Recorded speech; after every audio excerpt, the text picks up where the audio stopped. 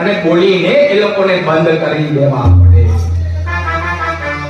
મહાદેવ ઉપર તમે ગમે તેમ બોલો એ તો ના ચાલે સાહેબ. કોઈ દેવત્વ ઉપર ના. તમારી લીટી જેટલી લાંબી કરવી હોય એટલી લાંબી કરો, उसमें मना नहीं है. आपकी जो स्टिक है वो कितनी भी लंबी कर लो, वो मना नहीं करते हम.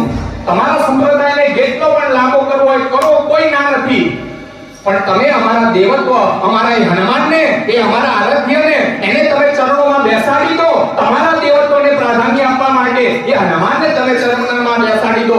એ તો અમે બરદાસ્ત કરી લેવાના નથી, એ તો અમે સહન કરી શકવાના નથી. તો ત્યાં આવી રીતના હવે એક જ ઉમેદ બાકી રહી છે.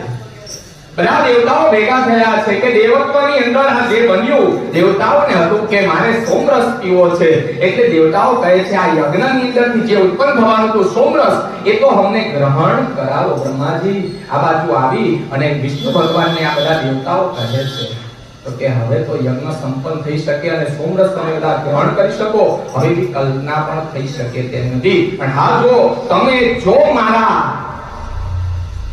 એ લાભેશ્વરના ચરણોમાં પાછા તમે બધા જશો, તે ભોળિયો નાથ છે સાહેબ, ઓ તુમકો માફ કર દેગા. એનું હૃદય જે છે એ બહુ વિશાળ છે, એટલે જ એનું નામ ભોળોનાથ છે. બાકી ભોળોનાથ એને ના કહી શકાય કે પોતાનો ક્રોધ એને સમન કરી અને એ માફી આવનારાને માફી આપી દેતો હોય તો એને ભોળોનાથ કહેવાય.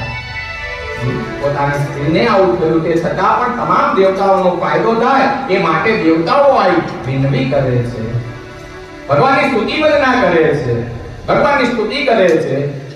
નાગેન્દ્ર મહારાજ યદ્રિલો